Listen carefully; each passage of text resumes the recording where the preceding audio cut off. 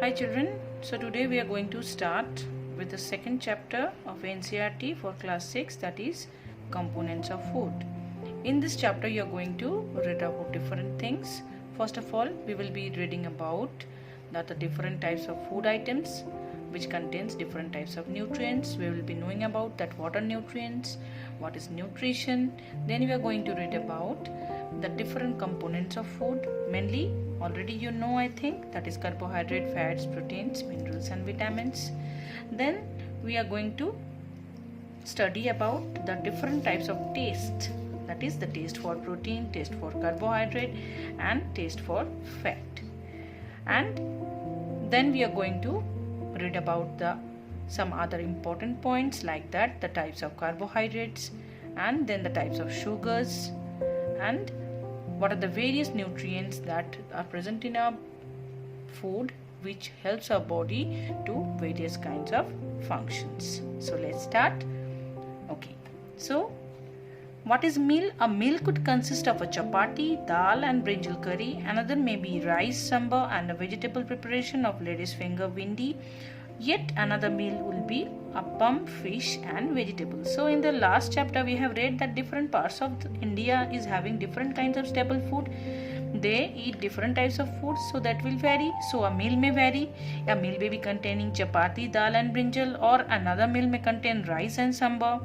And again another meal contains appam, fish curry and vegetables. Okay, so our meal usually have at least one items made of some kind of grains, and other items could be a dal or a dish of meat or vegetables.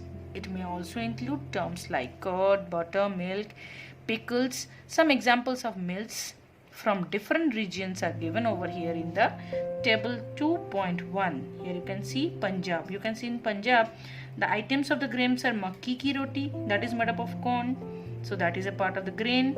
Items of dal and meat, that is rajma. Kidney beans, what is it? It contains protein. Vegetables, that is sarson di saag, mustard leaf, curry leaf, and others is curd and ghee. Again Andhra Pradesh is having, you can see it takes rice, tur dal, rasam, kunduru, and here in others they also can take buttermilk, ghee, pickles, etc. So we can see sometimes that we may not really have all these varieties in our meal. Sometimes we cannot have those varieties. We may take one of those. If we are traveling, we may eat whatever is available on the way. Yes, when you are traveling, we are not supposed to get all the different types of nutrients, so we can take whatever we are getting in the way. It may not be possible for some of us to eat such a variety of items for most of the time. There must be some reason though why meals usually consist of such a distribution. Do you think that our body needs different kinds of food for some special purpose? Yes, so that is the real reason that why you are going to study this chapter, that these different kinds of foods are having different functions in our body. What do different food item contains? So we know that each dish is usually made up of one or more ingredients that we have read in chapter 1, which we get from the plants or animals. These ingredients contains some components. So the ingredients contain some components. They are needed by our body, and these components, or better we can say that these chemical substances that we are needed, that are present in the food, they are known as nutrients. The major nutrients found in our body or in our food that we are taking are named as carbohydrate, proteins, fat, vitamins and minerals. So these are the 5 major nutrients that we require for our healthy functioning of body. In addition, food also contains dietary fibers. Sometimes you have known it as roughage, ROUGHAGE. It is known as roughage, and water also, which are also needed by our body. Do all the food contains all these nutrients? With some simple methods we can taste whether cooked food or a raw ingredient contains one or more of these nutrients. So we have to carry out some taste, and if the taste results are positive, we can conclude that those food items are containing those particular type of nutrients such as carbohydrate, proteins, fats. So we should do the observation. We can see that for carrying out this test you will need solutions of, what do we need? Iodine, solution of iodine, copper sulfate, caustic soda. We will also need a few test tubes. Test tubes are available, you have seen in the laboratory. Try this test on cooked food items as well as raw. So we are going to taste those items with the help of the items that are cooked and some of the items which are raw, that is they are uncooked. Table 2.2 shows you a way to record the observation. Some food items are given in this table. You can conduct the test either with these or any other available items. So in the next page, table 2.2, there are various items given. We can take those items or we can take anything that is available in our home and we can carry on the test. But the ingredients that are essential, what are they? Iodine for taste, copper sulfate and caustic soda. These three things we need deliberately. Otherwise we can take any kind of food item and we can carry on the taste with those items. So we have to do this test very carefully and we do not try to eat or taste any of these chemicals. They may be toxic, they may do harm. If the required solutions are not available in the ready-made form, your teacher can prepare them. So if you are in the school, we can again prepare all these solutions. So let us begin by testing different food items if they contain carbohydrates or not. There are many types of carbohydrates. The main carbohydrate found in our body is in the form of starch and sugar. We can easily taste if a food item contains starch. Before doing the starch test, I am just very anxious to tell you about the different types of carbohydrates. Carbohydrates may be of three types. Children, please remember, it is not in the book. Carbohydrates are of three types. It is sugar, starch and cellulose. Sugar, starch and cellulose. Carbohydrates are, again I am telling, carbohydrates are of three types: sugars, starch and cellulose. Starch and sugars make the major part of our food. Sugars are simple carbohydrate having sweet taste. So sugar, you have seen, you have taken also the sugar that is present in the house, that is very sweet to taste. They are soluble in water. You have seen, you have taken sugar and if you just stir it in water, it will get easily soluble. What are the examples of sugar? Examples of sugar are glucose, lactose, fructose and sucrose. The main sources of this sugar are fruits, which are sweet because they contain glucose or fructose. The table sugar that we use, which is added to milk, tea or coffee, is used to make sweets. And candies, again it is a source of sugar as it contains sucrose. The honey that you take daily, that contains sucrose and fructose. Lactose is the sugar that is found in the milk. And jaggery, that is called gur in Hindi, that contains a sugar that is known as sucrose. Starch. Starch is a complex carbohydrate present in our body. A starch molecule is made up of a large number of glucose molecules joined together forming a long chain. So suppose I am just drawing, if it is a glucose molecule, so if many of the glucose molecules are attached with one another, it will form a long chain and this long chain is known as starch. Okay. Starch is tasteless, odorless, it has no taste, it is odorless, that is, it doesn't have any smell, and like a white powder. It's like a simple white powder. It is insoluble in water. Major sources of starch are wheat, rice, maize and potato. Some of the other sources, that is wheat flour, is used to make bread, chapatis, pancakes, biscuits and cakes. Rice in the world is the world's third largest crop and it is also used in making idli and dosa. Sometimes roti, paratha and puris are also made out of. Corn or maize is used in making cornflakes and popcorns. Potatoes are rich in starch. They are used as a staple vegetables. So these are the few important details that I am giving you, children. Please note it down. And the last of the carbohydrate that I told you about, that it is cellulose. Cellulose is also a complex carbohydrate like that of starch. It is also tasteless and it is also a white substance. It occurs in the cell wall of plant, wood, and in the form of fibers in case of cotton and jute. Cotton and jute contains the fibers that we use that contains this type of carbohydrate which is known as cellulose. Cellulose fibers are made up of 1000 to 3000 glucose molecules joined together. So I told you that when many glucose molecules are arranged in long chain, they form a starch, and when the long chain is much longer, that is, it contains 1000 to 3000 number of glucose molecules, then it becomes cellulose. It is a complex carbohydrate. Okay, so now we are going to move on to the taste. Before that, we are going to read about in detail of those ingredients that we need for the taste. That is, a dilute solution of iodine can be prepared by adding few drops of tincture iodine. Tincture means there is no water in it. It is the raw iodine, and we have to add some water to it to a test tube half filled with water. That is required for the taste of carbohydrate, that is starch. The type of carbohydrate that you are going to taste over here is starch. Next, for the taste of protein, we are going to take copper sulfate solution, and it can be prepared by dissolving 2 grams of copper sulfate in 100 milliliters of water.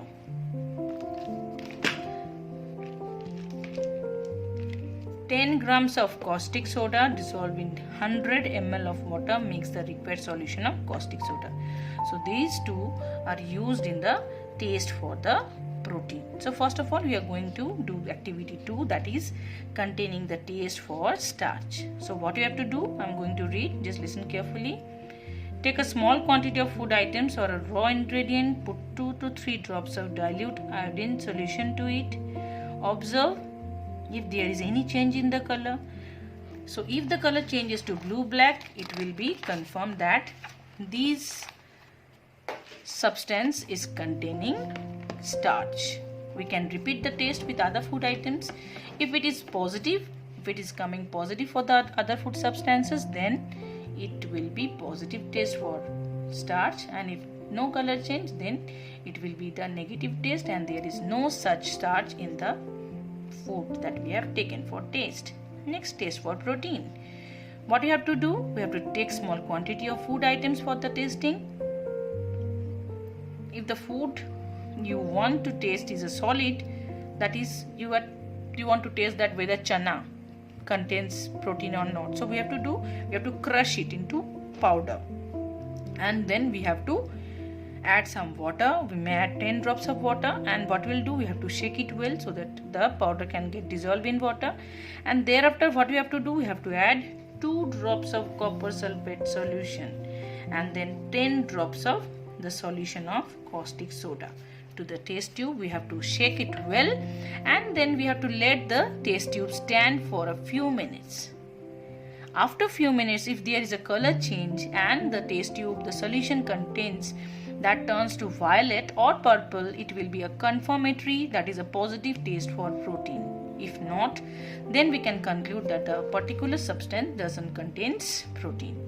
So all that we can note it down over here in this chart. You can do this chart at home by your own by taking different kinds of substances. Next, it is the taste for fat. So what you have to do in this, we have to take small quantity of food item and we have to wrap it in some paper, and we have to crush the paper with our hand. And what will happen, we are pressing. So if we have to straighten the paper now, and we have to observe carefully, does it have any oily patch? Hold the paper against light. We have to hold the paper against light. If you are able to see light faintly, that is, if the paper has become translucent due to the oily patch, what will happen? We have to conclude that the substance that we have taken, that contains fat. An oily patch on the paper shows the food item contains fat. The food item may sometimes contains a little water. Therefore, after you have rubbed an item on paper, let the paper dry for a while. So we have to take care also that whether the substance that we have taken in the paper, that contains some water or not.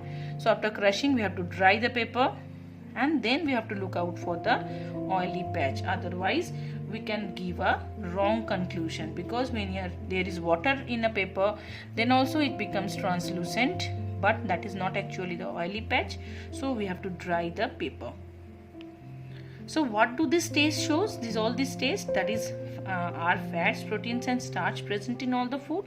So from this table 2.2 you can observe from your conclusion that different types of food contains different types of nutrients, and some of the food contains fat, some of the food contains protein, some contains carbohydrate.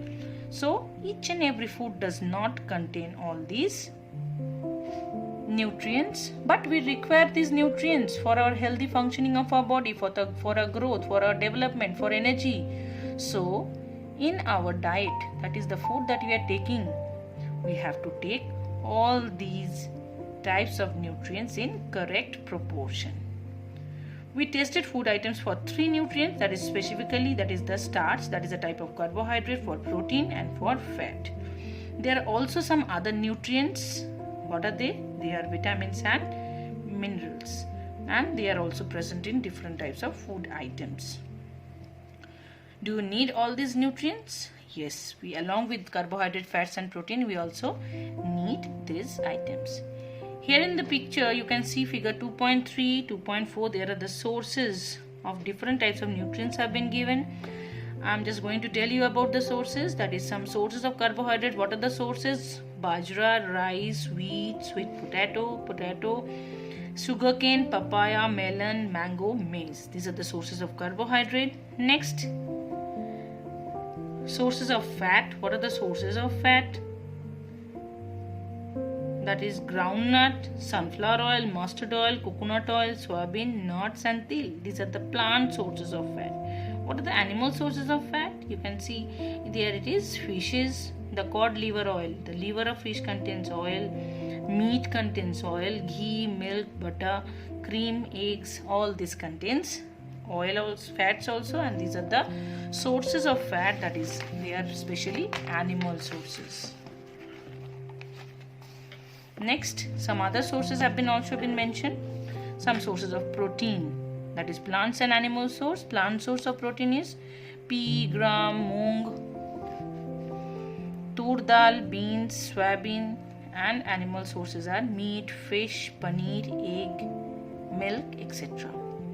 Some sources of vitamin A, that is now you are moving to vitamin. Some of the vitamins that are very important, the sources have been mentioned over here.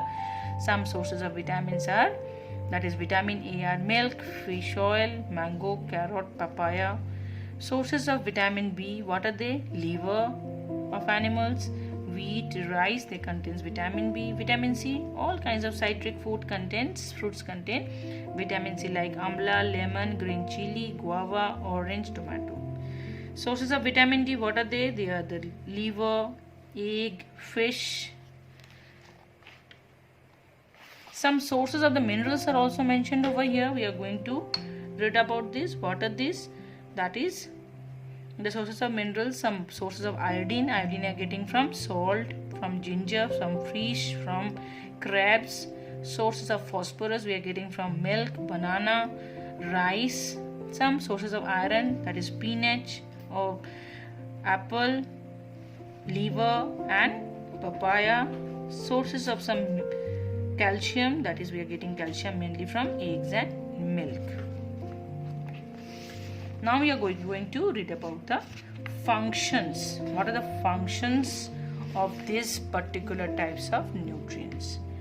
Carbohydrates mainly, they are called energy giving food. They provide energy to our body. Fats also gives us energy, and fat gives much more energy compared to the carbohydrate taking in the same amount. Food contains fats and carbohydrate are also called energy giving food. Proteins on the other hand, they are needed for the growth and repair of the body. And these foods,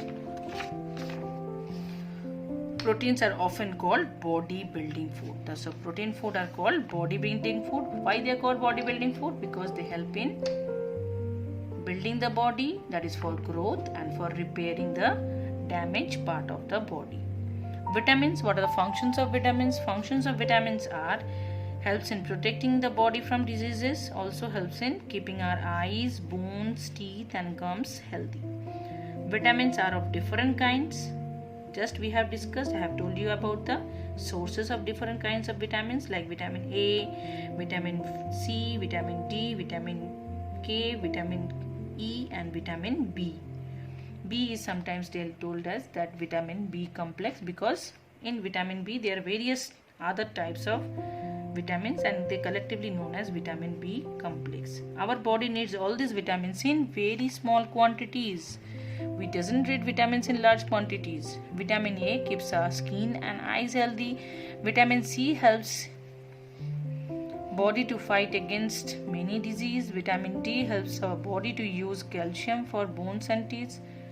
Food that are rich in different vitamins are shown. That is the source that we already have done. Each one is essential.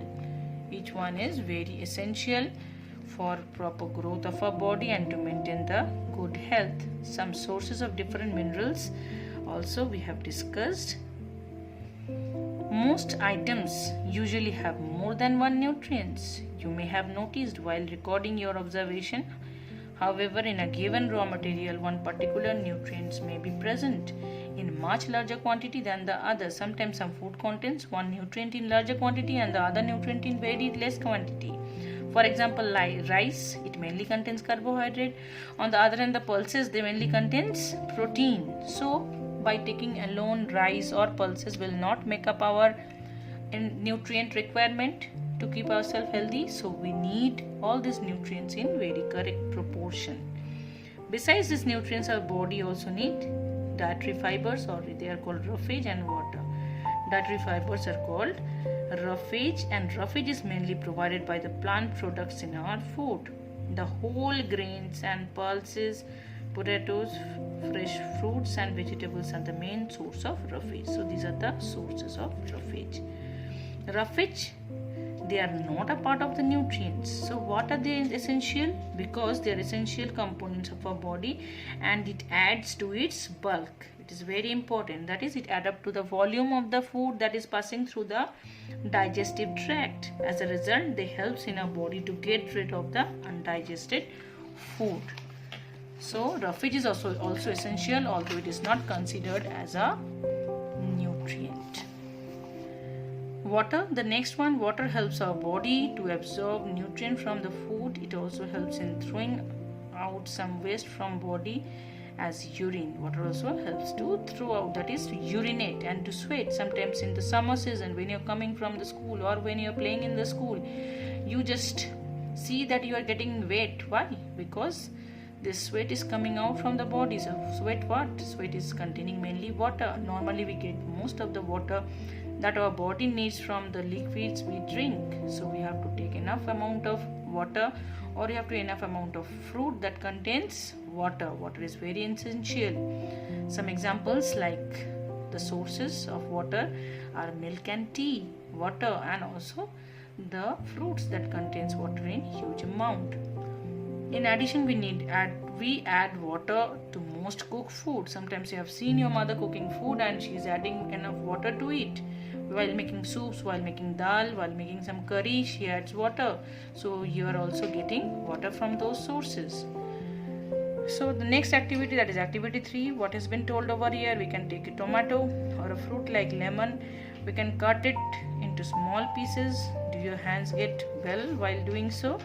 Yes, while you're cutting, then our hands will get wet. So why it is getting wet? Because all these fruits contains water.